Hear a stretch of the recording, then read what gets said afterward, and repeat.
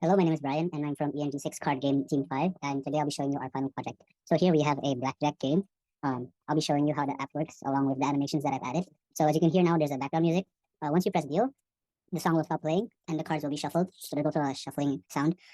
So now you can play as player one here. So for player one, you can start betting. So say 25, 50, and then you press hit. So when you press hit, so you see there's a card animation, but you exceeded 23, you exceeded 21, so it's a bust, and you've lost 50 from the bank. And then player two turn, let's say 12, you press hit. Okay, so now you have a 20, so you're pretty confident with that. You can bet more. And then press stand here. And see the dealer got a bust, he got 24, and player two won. And so the player two gets double the bet that he put here, which is 175. And then once you press deal, everything is reshuffled again. There's also a background sound if you want. You can press on and off right there.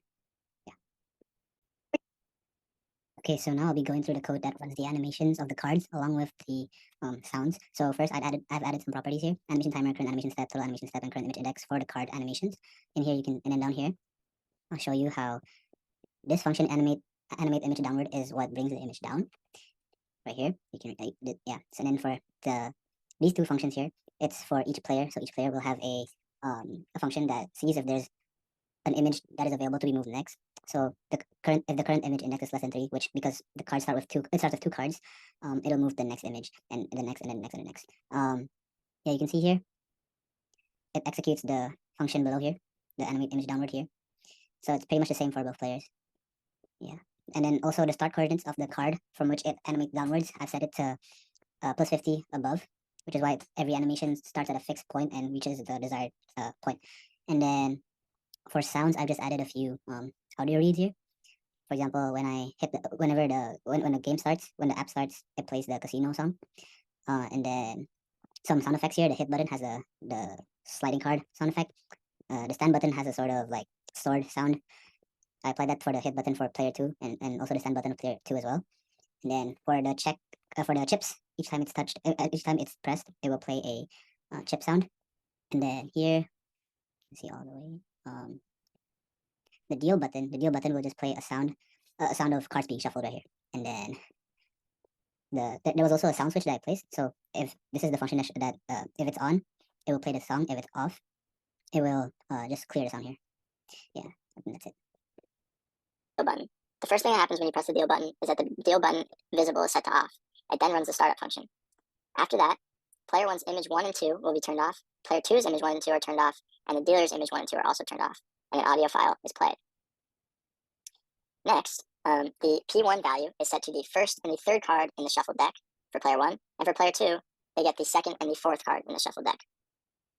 Then P1's card value is set to P1 value, and P2's card value is set to P2 value. After that, P1 hits are set to 0, and P2 hits are set to 0. The reason that these images are turned off is because this is the time when betting is going to be happening, and we don't want the players to be able to see their cards. After that, image 1 is turned on, image 2 is turned on for player 1, and for player 2, image 1 and 2 are also turned on. This is the same for the dealer, where the face down PNG is turned on in the image 1 spot. Then, the image 1, which is the first card in the shuffle deck, is sent to the first image spot for player 1, as well as the second spot, which is the third card in the shuffle deck, and the same goes for player 2, where the second and the fourth go to their first and second image spots. Next, the 13th card in the deck is sent to the second spot of the dealer's hand. This spot is also turned on, and the dealer value is counted with the 13th card. For player 1, this also turns on the hit and stand button, making it so that they can play, and it turns off all of their chips, so they're not able to bet anymore. Next, I'll talk about betting. The betting function is pretty simple. It mostly consists of clicking the desired chip to add it to your bet value, and it takes it away from the bank.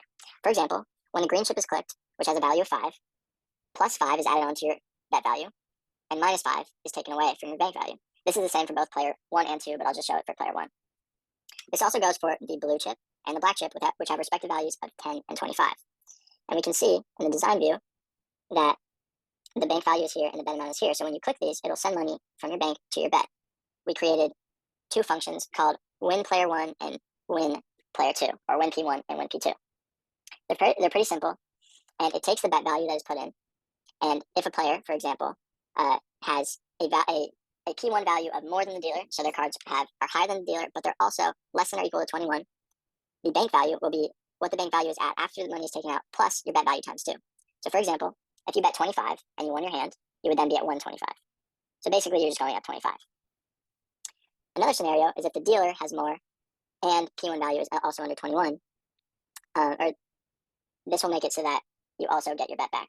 And if they are equal, you just get your bet back, which is why it has the bank value plus the bet value, because it was originally taken out and we just want to put it back in. This is the exact same for player 2.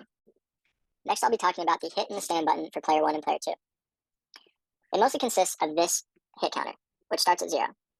If the hit counter is at 0 and the hit button is pushed, it sends the 5th card of the shuffle deck to the 3rd image for player 1. It turns this image on, and P1 hits are set to 1, and the P1 value is set to the original P1 value plus the value of the 5th shuffle card. This continues. So after this, when P1 hits is equal to 1, as we can see here, the 6th card will go to the 4th spot. It'll turn this on, and P1 hits will be set to 2, and P1 value will be the last P1 value, which is this, plus the 6th shuffle card value. And this goes on for 2 hits, 3 hits, and if the P1 value, which is the value of all the cards put together, is equal to 21, it will turn off player 1's hit and stand button, and player 2's hit and stand button will be turned on so it can be their turn. This is the same for if the player busts or they have a P1 value of over 21, it will turn off their hit and stand button and turn on player 2's hit and stand button. The stand button also works very similar to this. When the stand button is pushed, the hit and stand button for player 1 will be turned off, and player 2's hit and stand button will be turned on so it can be their turn. Player 2's hit button works exactly the same as player 1's, except for the fact that it doesn't turn off, or it doesn't turn on, rather, player 1's hit and stand button because they've already gone. It just turns off their hit and stand button. And it's the same for their stand button, it just turns off their hit and stand button. Alright, so this is the basic rundown of how the dealer basically works.